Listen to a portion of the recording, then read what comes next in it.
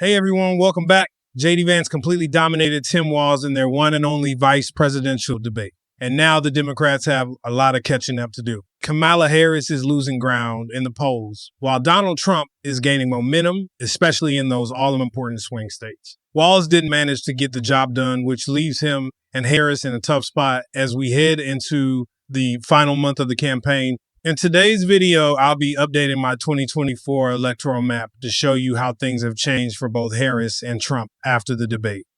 Before we dive into the details, don't forget to hit that subscribe button, like the video, and let me know what you think in the comments. Thanks for all your support. Now, let's kick things off by looking at the solid states. These are the states where either Harris or Trump is expected to win by at least 15 points. Harris is likely to win in Washington, California, Hawaii, Vermont, Massachusetts, Connecticut, Rhode Island, Maryland, D.C., and Maine's 1st District. That gives her 109 electoral votes right out of the gate. On the other hand, Trump is set to lock in Utah, Wyoming, Idaho, Montana, the Dakotas, all of Nebraska except the 2nd District, Kansas, Oklahoma, Missouri, Arkansas, Louisiana, Mississippi, Alabama, Tennessee, Kentucky, West Virginia, Indiana, South Carolina, Alaska, and the 2nd District of Maine. Iowa, where Trump won by nearly double digits in both 2016 and 2020, is also looking strong for him. With these solid states filled in, Trump takes the lead with 132 electoral votes, while Harris and Walz are sitting at 109. Vance's debate performance really helped the GOP, especially in Iowa, where Trump is now expected to win by the largest margin since the 1980s.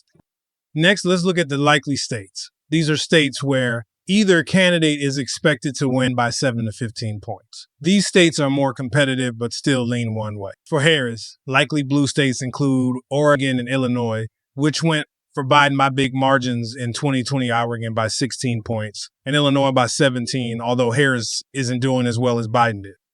And in the Northeast, Democrats are facing challenges in New York, New Jersey, and Delaware. In New York, scandals have been hitting Democratic leadership hard, first with Andrew Cuomo stepping down in 2022, and now Kathy Hochul hasn't been able to gain much popularity. To top it off, New York City Mayor Eric Adams was just indicted on corruption charges. In New Jersey, Senator Bob Menendez's corruption scandal isn't helping the situation either. While Biden won these states by over 15 points in 2020, they're shaping up to be a lot more competitive this time around.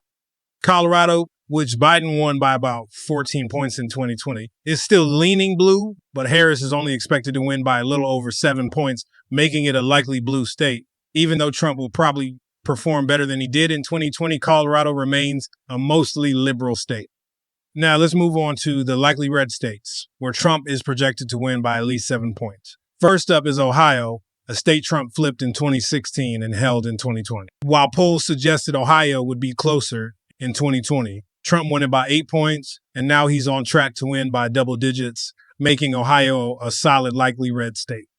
Texas is another state where some thought Biden could make a competitive push in 2020, but Trump ended up winning it by 6 points. Although that margin was smaller than his 9-point win in 2016, Trump is expected to do even better this time, likely winning Texas by 10 points or more against Harris. So with all these updates, Trump is maintaining a solid lead, while Harris and the Democrats are facing serious challenges as Election Day gets closer.